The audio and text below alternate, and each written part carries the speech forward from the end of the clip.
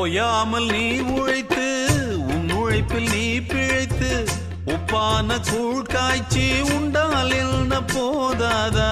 முன்னாடி வேர்வையிலே முக்குளிக்கும் பேர்களுக்கு பின்னாடி காலம் ஒன்று பொன்னை போல வாராதா?